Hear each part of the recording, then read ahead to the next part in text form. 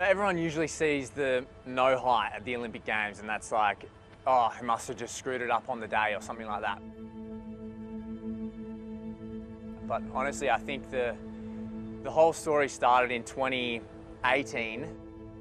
2018 Diamond League final, where I came into a competition fatigued in Brussels and missed the mat on my first attempt in 2018 and landed on my feet and broke both of my heels. And so that escalated into like a rush preparation back from injury into 2019, trying to get the body right, knowing it was a World Champs year and the Olympics next year. So I was in pretty good shape. I jumped 587 at that point, and that was putting me up with some of the best guys. We just really wanted to capitalise on my shape, so we rushed back, got a bit of a shoulder injury in early 2019, and then that escalated into trying to offload the shoulder. I was really hurting my back in some of my jumps, and then that kind of led to maybe 6 weeks of poor vaulting, and the 6 weeks of poor vaulting led to a back stress fracture. 2019 was basically written off after that. We did one comp here in Perth in 2020, jumped 5 meters 80, qualifying height at the time back then, all good, and then COVID hit, bang. And so we basically just got locked out of the competition scene around the world for that whole year.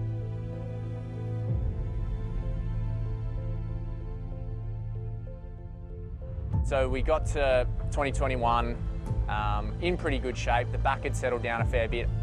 I jumped 580 in the lead up in a competition in Cairns, but then got to the Olympic Games, was flustered, was competing against these boys which I hadn't competed against in ages.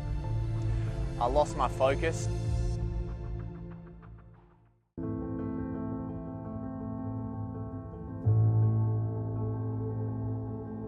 I was doing things out there on the field which I wouldn't usually do, like lie down with my feet up, put like, yeah, my hat on and my tracksuit on when I wouldn't usually, and like things like that. And then my coach was trying to give me information about how I can clear the bar, and it wasn't really sinking in.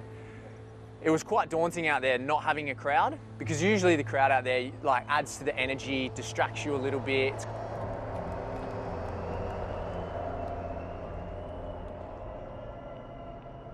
It was pretty traumatic. Like, I didn't know what to think. I didn't know what the decision was like from there moving forward. Like, it was all just so emotional, and you can't really make decisions when you're so emotional like that. I basically just went straight from the Olympic Games back to Europe.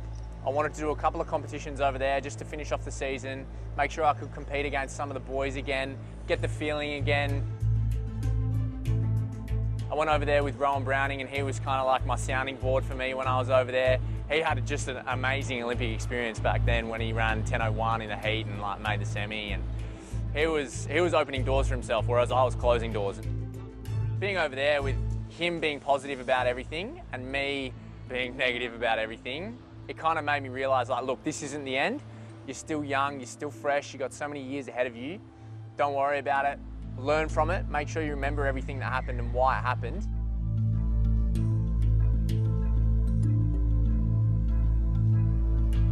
We basically sat down, had these tough conversations and made sure it would happen and put everything in place so that next year we came out all guns blazing. And yeah, it still took a while after that to get over those demons of the no height at the Olympic Games, because that's basically the lowest of lows in this sport. Especially considering how last time went for me. Like, I'm going out for some redemption this time, definitely. I feel like I'm a way more mature athlete, even though it's been only 3 years, and a lot of people just go to one Olympics in their lifetime and they can only make one, but I'm lucky enough to go to my third. And I think using those experiences of Rio and Tokyo and all the Commonwealth Games in between and World Champs, I think I'll go into this one in the best space I've ever been in. But you haven't seen nothing yet, we're just beginning.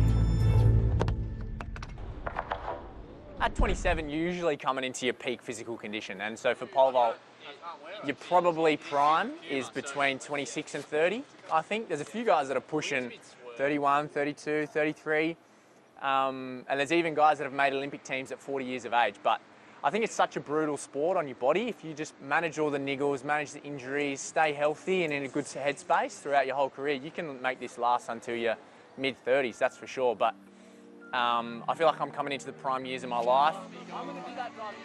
I'm just soaking up the experience of being in this era of pole vaulting. Like, it's honestly like one of the craziest times in men's pole vault that's ever been. Mondo's pushing world records like every season. He's attempting world records basically every competition.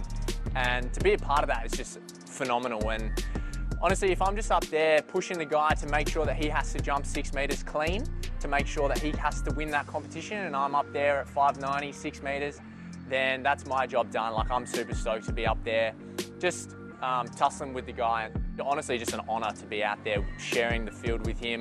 He's progressing the sport and I'm just coming along with him. And if I get exposure through him and just being up there with him, and like, it was honestly just my goal to be on the podium at the same time that he is. And so I managed to achieve that last year at the World Champs, but the Olympic Games is the pinnacle of this sport. So I want to try and do that again, that's for sure, this year.